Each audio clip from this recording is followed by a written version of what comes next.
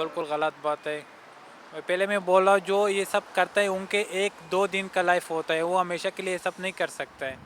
हाँ, हर एक को और हक देना इंसाफ चाहिए। होना चाहिए। हाँ, इंसाफ होना चाहिए। कचहरी में, कोर्ट में भी इंसाफ। हाँ हाँ, ऑफ कोर्स हर प्लेस में होना। Some of my friend lost his mobile or purse and he got it. ਕੁਛ ਵੀ ਆ ਤੁਹਾਡੇ ਕੋਲ ਕੋਈ ਵਰਕਰ ਕੰਮ ਕਰਦਾ ਉਹਦੀ ਤਨਖਾਹ ਨਾ ਦੇਣੀ, ਅਗਲਾ ਇੰਨੀ ਮਿਹਨਤ ਨਾਲ ਕੰਮ ਕਰਦਾ, ਗਲਤ ਹੈ। ਮੰਨ ਲਓ ਕਿਸੇ ਦਾ ਬਟੂਆ ਪਿਆ ਹੈ ਸੜਕ ਤੇ, ਉੱਤੇ ਨਾਂ ਲਿਖਿਆ ਬੰਦੇ ਦਾ, ਤੇ ਬਿਲਕੁਲ ਅਗਲੇ ਨੂੰ ਦੇਣਾ ਚਾਹੀਦਾ। ਵਾਪਸ ਦੇਣਾ ਚਾਹੀਦਾ। ਹਾਂ, ਪਰ ਦੰਦਾ ਨਹੀਂ ਅੱਜ ਕੱਲ ਕੋਈ देना चाहिए। ਦੇਣਾ ਚਾਹੀਦਾ। नहीं हक नहीं माफी। अब ये बताओ, अगर आपको सड़क पर किसी का बटुआ मिल जाए, उसमें मान लो 2000 रुपए हैं और उसमें नाम और पता है, तो आप क्या करोगे? बिल्कुल मैं तो वापस करूँगा। वापस कर दो बिल्कुल मालिक को। अगर वो मालिक कहेगा कि इसमें और पैसे दे, बिल्कुल बिल्कुल मैं तो वापस करूँगा। हो सकता है मतलब पुलिस जहाँ से मेरे ख्याल है पुलिस को फ़ोन करके ना मैं उसको वापस करूँगा। ये भी ज्यादती है। हाँ जी, ये हमारे मुल्कों में बहुत ज़्यादा प्रॉब्लम है जी, और ये सबसे गलत है। ये सब भी गलत चीज़ें हैं। यहाँ तो फिनलैंड में तो आप देख ही चुके होंगे कि मैंने हज़ारों लोग, कई लोग को पैसे मिलते हैं, लोग वापस कर जाते हैं। एकदम नहीं। जो आपकी डेस्टिनी में आपको मिलेगा, अपनी तरफ से पूरी कोशिश करिए। कभी कभी दुख बहुत होता है कि जैसे हम जिस फील्ड में पॉलिटिक्स चलती हैं उसमें कि लोग आपस में एक दूसरे को तंग करते हैं, लेकिन अगर आप जैसे 1-2 साल या 3-4 साल का स्पैन देखोगे तो इन द एंड रिजल्ट सब अपने आप लेवल हो जाता है। मतलब यही फिर भगवान जो है वो सब देखता है। नहीं मानना चाहिए। आई मीन हक का सवाल पता नहीं होता, पर it is again basically it is once duty कि अगर आप किसी और आदमी का कुछ चीज़ आपको मिलता है तो आप ह्यूमन बीइंग है, आपको थोड़ा तो एथिक्स होना चाहिए। आप कोई एनिमल नहीं है कि किसी का और छीन लिया या लेके गए। मेरे हिसाब से तो बिल्कुल गलत है, क्योंकि अगर जितना दिमाग लोग इस तरह के एंटी सोशल एलिमेंट्स जो होते हैं, वो जो ग्रुप्स बनाते हैं या इस तरह के काम करते हैं, अगर वो इतना ही एफर्ट, इतना ही दिमाग कुछ कंस्ट्रक्टिव कामों में लगाएं तो डेफिनेटली उनके आउटपुट्स बहुत अच्छे निकल जाएंगे और उनको इस चीज़ की ज़रूरत नहीं पड़ेगी। हे मेरे मन, यहोवा का शुक्रगुजार हो और जो कुछ मुझ में है उसके पवित्र नाम का शुक्रगुजार हो। हे मेरे मन, यहोवा का शुक्रगुजार हो और उसके उपकारों का ना भूल।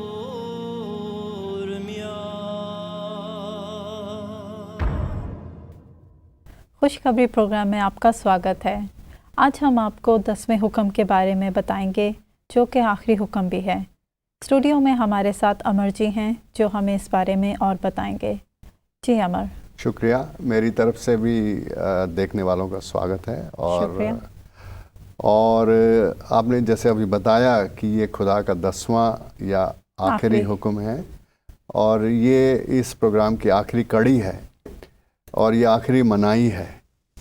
और मैं आपको पहले हिंदी में पढ़ूंगा, फिर आपसे गुजारिश करूंगा कि आप उर्दू में पढ़िए। जी ज़रूर। और उसके बाद मैं थोड़ा एक्सप्लेन करूंगा।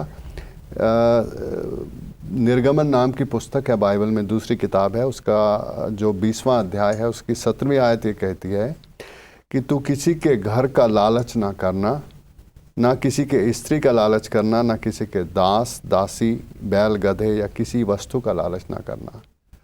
दूसरे लफ्ज़ों में हम कहेंगे कि दूसरे का हक नहीं मारना। आप इसको उर्दू में पढ़िए, देखिए। जी ज़रूर। उर्दू में, तू अपने पड़ोसी के घर का लालच ना करना, तू अपने पड़ोसी की बीवी का लालच ना करना, और ना उसके ग़ुलाम और उसकी लौंडी और उसके बैल और उसके गधे का, और ना अपने पड़ोसी के किसी भी चीज़ का लालच करना। हाँ जी। इन प्रोग्रामों में हम उन 10 हुक्मों के बारे में, खुदा की उन 10 आज्ञाओं के बारे में जिक्र कर रहे हैं जिनके मानने से हम आशीर्वाद पाएंगे और ना मानने से हम उसका गुस्सा हमारे ऊपर आएगा। जी ज़रूर। पहले प्रोग्राम में जो पहला हुक्म था, हमने ये पढ़ा कि परमेश्वर स्वतंत्रता का परमेश्वर है, हमको आज़ादी दिलाना चाहता है। आपने ये भी कहा था कि आदमी की आज़ादी सिर्फ सियासी आज़ादी नहीं है, पॉलिटिकल आज़ादी नहीं, राजनीतिक आज़ादी नहीं है, लेकिन उसके मन, शरीर और आत्मा की आज़ादी है, जिसके लिए यीशु मसीह आए। तो बाइबल का परमेश्वर आपको पूरी आज़ादी दिलाना चाहता है। तो पहला हुक्म आज़ादी के बारे में था। दूसरा हुक्म ये था कि परमेश्वर हमसे ये अपेक्षा करता है, हमसे ये उम्मीद करता है कि हम बनाई हुई चीज़ों की इबादत ना करें, बनाई हुई चीज़ों की इबादत ना करें और बनाने वाले की इबादत करें। कुछ लोग सूरज की इबादत करते हैं, चांद की बात, कुछ कब्रों पे जाते हैं, कई तरह के तरीके हैं, कुछ पैसे की, कुछ मकान की, लेकिन खुदा चाहता है कि जिसने आकाश और धरती बनाया है, जिसने दुनिया को बनाया है, उसके हम जिसने हमें बनाया है। हाँ जी, हाँ जी। तीसरा जो हुक्म हमने पढ़ा वो ये था कि खुदा का नाम बेकार में ना लेना, बेफायदा ना लिया जाए। बेफायदा ना लिया जाए। क्योंकि जैसे हम खुदा की गारंटी देते हैं मैं आपका कर्ज लौटा दूंगा, या और कई तरीके से हम कहते हैं खुदा कसम, ये सब चीज़ें अगर आप करेंगे तो बाइबल ही बताती है खुदा आपको निर्दोष नहीं ठहराएगा, अभी आपके ऊपर इसका गुस्सा आएगा। चौथा जो है वो बाइबल ही बताती है कि हर 6 दिन के बाद आपको आराम करना चाहिए, विश्राम का दिन हिंदी में कहेंगे। अगर आप 7 ही दिन काम करेंगे और एक दिन आराम नहीं करेंगे तो आप बीमार हो जाएंगे जी। सब्बत के दिन को पाक मानना, हाँ आप कहेंगे। और उस दिन आपको परमेश्वर की स्तुति आराधना करनी चाहिए, 7वें दिन जिस दिन आराम करना चाहिए। 5वीं जो आज्ञा है या हुक्म है वो ये कहता है कि अपने माँ बाप की इज्जत करो, आदर करो, सम्मान करो। बाइबल ये भी कहती है अगर आप अपने माँ बाप का सम्मान करेंगे, उनका आदर करेंगे तो आपकी उम्र लंबी होगी। खुदा की हर चीज़ को मानने का कोई ना कोई फ़ायदा है, उसकी बरकतें हमें मिलेंगी। हाँ जी। और छठा हुक्म ये कहता है कि कोई आदमी को किसी की ज़िंदगी लेने का हक नहीं है। बिल्कुल सही। दूसरे की ज़िंदगी या अपनी भी ज़िंदगी लेने का कोई हक नहीं है, क्योंकि परमेश्वर ही ज़िंदगी देता है और वो ही लेता है। उसने मुकर्रर किया किस दिन किसकी ज़िंदगी चली जाएगी। उससे जो अगला हुक्म है वो व्यभिचार या जिनाकारी के बारे में। हर आदमी की माँ बहन बहू बेटी, जिस समाज में हम रहते हैं, हर एक की माँ बहन बेटू हमारी माँ बहन बहू बेटी है। ये नहीं कि हम अपनों के साथ तो सही बर्ताव करें और दूसरों के साथ दुर्व्यवहार करें। अगला हुक्म हमने जो देखा वो ये था कि चोरी ना करें। कई तरह की चोरियां हम लोग करते हैं, हम लोग हमारी ज़िंदगी में सब में है। किसी भी काम के वक्त हम सही, अगर अपने एम्प्लॉयर के यहाँ जिसके हम काम करते हैं उसका 8 घंटे का तो 8 घंटे का दें, किसी को हक ना मारें, वैसे किसी दूसरे की चीज़ ना लें। अगर आप चोरी करेंगे तो आपको अंदर से खुद को ही बुरा लगेगा। सही, आपका ज़मीर आपको इस चीज़ के लिए कहेगा। हाँ जी, आपको बुरा लगेगा। और इससे पहले जो इससे पिछला प्रोग्राम था उसमें हमने झूठ ना बोलने के बारे में आपको बताया, क्योंकि परमेश्वर सत्य है। अब जो आखिरी प्रोग्राम है वो ये बताता है हम दूसरे का हक ना मारें। पिछले प्रोग्राम में हमने आपको बताया कि खुदा पर भरोसा या यकीन करना खुदा को खुश करता है। बिल्कुल सही। अगर आप उस पर यकीन करेंगे और उसके हुक्मों को मानेंगे तो वो आपको बढ़ोतरी देगा, उस पे ईमान रखेंगे। हाँ जी, कि वो जो भी कर रहा है हमारे लिए सही कर रहा है। हाँ जी। बाइबल में अब्राहम नाम का एक आदमी था, उसको खुदा ने कहा कि तू मेरे रास्ते पे चल। जी बिल्कुल। और मैं तेरे को बढ़ोतरी दूंगा, बढ़ाऊंगा। और सचमुच उसने किया।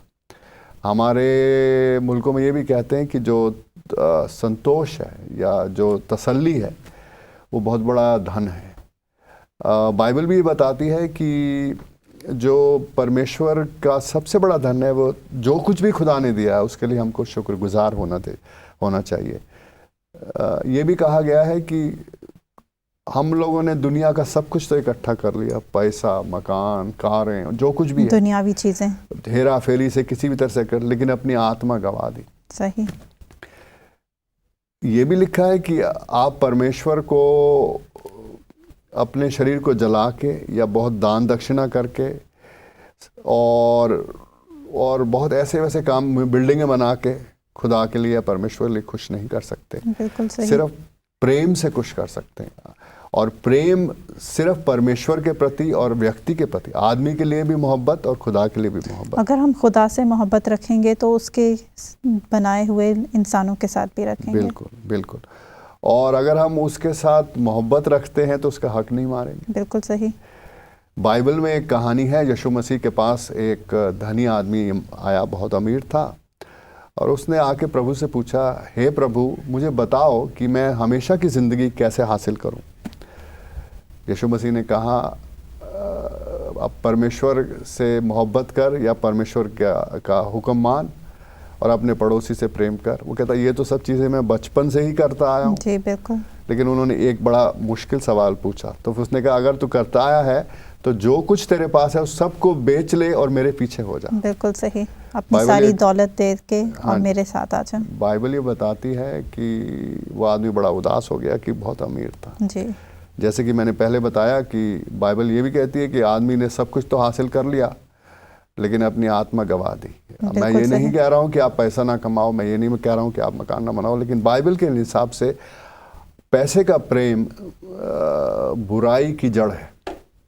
बिल्कुल सही। पैसा नहीं, पैसे का प्रेम, ये आपका जो एटीट्यूड है, उसका जो रुख है उस तरफ।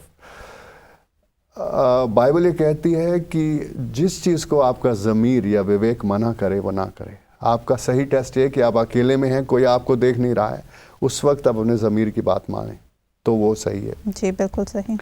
सबसे बढ़िया तरीका मैंने जो ज़िंदगी में सीखा है किरण जी, वो तो ये है कि जो भी खुदा करे उसके लिए हम उसका शुक्रगुजार होना चाहिए। चाहे हम भूखे हैं, चाहे हम हर चीज़ में उसकी शुक्रगुजारी करना ज़रूरी है। चाहे गरीब हैं, चाहे अमीर हैं, अगर हम ऐसा करेंगे तो वो बरकत लाएगा, बरकत लाएगा। और बाइबल ये भी बताती है कि एक दिन हम सब की ज़िंदगी का ख़त्म होना मुकर्रर है। और जब आदमी मर जाता है, बाइबल ये बताती है कि ऊपर आदमी जाएगा खुदा के पास, वहाँ खुदा यीशु मसीह खड़े होंगे, परमेश्वर यीशु मसीह उपस्थित होंगे, उनके फरिश्ते उपस्थित होंगे। वहाँ एक किताब होगी जिसका नाम अंग्रेज़ी में कहते हैं बुक ऑफ लाइफ, ज़िंदगी की किताब। वो खोली जाएगी, उसमें देखा जाएगा, फरिश्ता खोलेगा, वो देखेगा कि क्या इसमें राम कुमार है या फिदा हुसैन है या निर्मल कौर है, मतलब जो भी नाम है वो देखे जाएंगे। जी बिल्कुल। जिन लोगों ने खुदा यीशु मसीह पर ईमान लाया है उनकी तो डायरेक्ट एंट्री हो जाएगी, सीधा प्रवेश हो जाएगा। यीशु मसीह कहेगा आओ तुमने मेरे पर विश्वास किया। लेकिन दूसरे जो आदमी होंगे, कुछ लोग वहाँ कहेंगे अरे हमने तो किसी ने बताया नहीं, देखिए अब हम आपको टीवी पे बता रहे हैं खुदा यीशु मसीह पर ईमान लाइए, और आप ये नहीं कह सकते कि आपको नहीं बताया। लेकिन जिसको नहीं बताया गया उसके लिए ये खुदा का प्राविधान है, ये सिस्टम है कि आपके ज़मीर के बेस पर, जो आपको ज़िंदगी में आपने जब भी गलत काम किया तो आपके ज़मीर ने कहा मत करो। बिल्कुल सही। अगर आपका ज़मीर ना कहे तो आप देखिए चोर चोरी करता है रात को फिर भागता क्यों है? क्योंकि उसका ज़मीर कहता है ये चोरी करना गलत है। कोई भी चोर ये नहीं कह सकता कि मेरा प्रोफेशन है, क्योंकि गलत चीज़ गलत है। बिल्कुल सही। तो बाइबल ये कहती है कि आदमी को उस दिन के लिए तैयार होना चाहिए जिस दिन उसका इंसाफ होगा, क्योंकि ये ज़िंदगी तो 60, 70, 80, 90, 100 कितना चलेगी। बिल्कुल।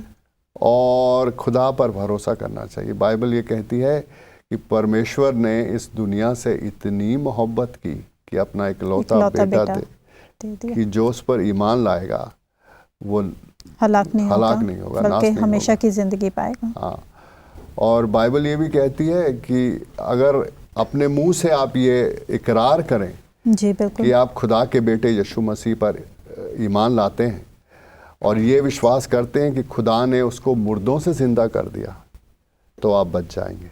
जी बिल्कुल। बाइबल का खुदा यीशु मसीह परमेश्वर का पुत्र आपको बचाने आया। जो भी इस प्रोग्राम को देख रहे हैं, बाइबल ये भी कहती है कि दुनिया में और किसी भी नाम के अंदर, आकाश और धरती पे, आसमान और ज़मीन पर, किसी और नाम पर मोक्ष संभव नहीं है, किसी और नाम से निजात संभव नहीं है। सिर्फ यीशु मसीह के नाम से निजात हासिल हो सकती है। हाँ जी, हाँ जी। और ये परमेश्वर का नियम है। मैं तो अपने पास से बना के, आप बाइबल पढ़िए, बाइबल की कॉपी मंगवाइए और पढ़िए। बाइबल के खुदा पर यकीन करने से सबसे पहले तो आपका निजात का प्रबंध हो गया। बिल्कुल। और उसके बाद इस ज़िंदगी में, चाहे आपकी ज़िंदगी 90 साल, 80, 70, जितना भी खुदा आपको मुकर्रर किया है ज़िंदगी में, उस ज़िंदगी में जब यीशु मसीह पैदा हुए थे तो उनके साथ में ये लफ्ज़ इस्तेमाल किया था, इमानुएल। इमानुएल का अंग्रेज़ी में शब्द इमानुएल का मतलब है परमेश्वर मेरे साथ, खुदा मेरे संग। अगर आप यीशु मसीह पर विश्वास करेंगे तो खुदा आपके संग होगा। बिल्कुल सही। बीमारी में आपके संग हो, आपको चंगा करेगा। बिल्कुल सही। जब आपको सुकून नहीं होगा तो आपको चंगा करेगा। जो बाइबल का शब्द मोक्ष है उसका मतलब है शांति। जी बिल्कुल। गरीबी से छुटकारा, बीमारी से छुटकारा। खुदा आपको तंदुरुस्त रखेगा, खुदा आपको बरकत देगा, खुदा आपको स्वर्ग में ले जाएगा। और ज़िंदगी में क्या चाहिए? ज़रूरी थोड़ी कि आप करोड़ कर सारी ज़िंदगी आप चक्र में फंसे रहते हैं कि ये इकट्ठा करो। लालच जो कहते हैं ना हमारे यहाँ, लालच बुरी बला है, बिल्कुल सही। बुरी बला है। और इस सब का अंत खुदा यीशु ने कर दिया। उन्होंने इस दुनिया में निजात का पैगाम लाया। बिल्कुल। अब आदमी को बड़े बड़े दान करने के लिए बिल्डिंगें बनाने की ज़रूरत नहीं है, सिर्फ यकीन करना है। बाइबल का खुदा हमको बचाने आया है, बाइबल का खुदा मारने नहीं आया। वो किसी को हलाक करने नहीं बल्कि बचाने आया है। इसलिए हमने ये 10 हुक्मों का प्रोग्राम बनाया है। बिल्कुल सही। इसलिए इन 10 हुक्मों के बारे में बताया है कि आप इनको पढ़िए, बाइबल की कॉपी लाइए, आपकी ज़बान में उर्दू में मिलेगी, हिंदी में पढ़िए, आप खुद अध्ययन कीजिए, खुद स्टडी कीजिए, खुद, और सोचिए कि आपने इतनी ज़िंदगी जो बिताई है, क्या आपने इतने अच्छे खुदा को जाना है जो आपको मोहब्बत करता है, जो आपका बाप है। और हम आपके लिए दुआ करने के लिए तैयार हैं। आपके घर में बीमारी है, आप और बाइबल के बारे में जानना चाहते हैं, और आपके अंदर कोई तकलीफ़ है, आपकी ज़िंदगी में सब उम्मीद चली गई है, आप चाहते हैं कि निजात हो, निजात आपकी ज़िंदगी में आए, तो बाइबल के खुदा पर भरोसा कीजिए। और बाइबल का परमेश्वर आपको बचाने के लिए आया है। इस संदेश के साथ हम इस प्रोग्राम को ख़त्म करते हैं। इसके बाद हम और भी अच्छे प्रोग्राम बनाएंगे और नए नए मज़मूनों के बारे में आपको बताएंगे। शुक्रिया। शुक्रिया। उम्मीद है आपको हमारा ये प्रोग्राम पसंद आया होगा। हम आपके शुक्रगुज़ार हैं कि आपने हमारे इस प्रोग्राम को देखा। अगर आपको इसके बारे में और जानकारी चाहिए तो आप हमें लिखिए, ईमेल करिए, हम आपका ज़रूर जवाब देंगे। इन प्रोग्रामों को देखने का शुक्रिया।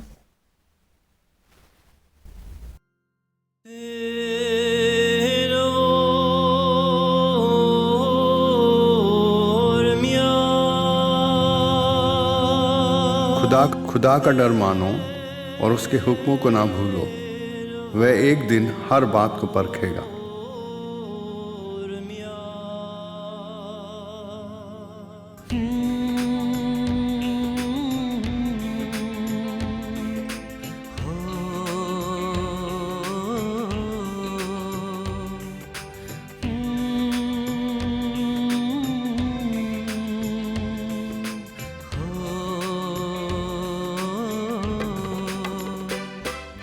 यदि कोई मसीह में है वो है एक नई सृष्टि। यदि कोई मसीह में है वो है एक नई सृष्टि। यदि कोई मसीह में